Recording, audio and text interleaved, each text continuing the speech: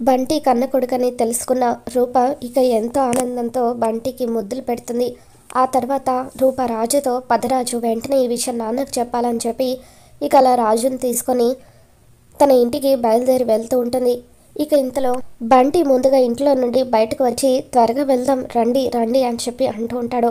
ఇక విజయాంబిక వాళ్ళు జీవన్కి ఫోన్ చేయడంతో జీవన్ వ్యాన్లో అక్కడికి వచ్చి తన మనుషులతో బంటిని కిడ్నాప్ చేసి అక్కడి నుండి తీసుకెళ్ళిపోతూ ఉంటాడు. అందరూ కూడా కంగారు పడుతూ ఉంటారు. రాజు రూప ఇద్దరు కూడా బైక్ మీద ఆ కార్ని ఫాలో అవుతూ ఉంటారు. ఎవరు మీరు, నన్ను వదలండి అని చెప్పి బంటి అరుస్తూ ఉంటాడు.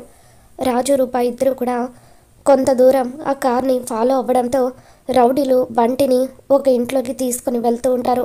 ఇకప్పుడు రాజు అనుకోకుండా రాయి తగలడంతో అక్కడ కింద పడిపోతాడు. బంటిని రౌడీలు ఒక ఇంట్లోకి తీసుకొని వెళ్తారు.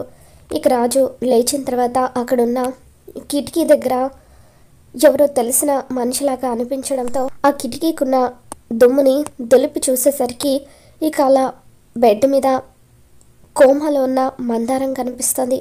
మందారాన్ని చూసి ఒక్కసారిగా షాక్ అయిన రాజు తను బతికి ఉందని తెలుసుకుంటాడు.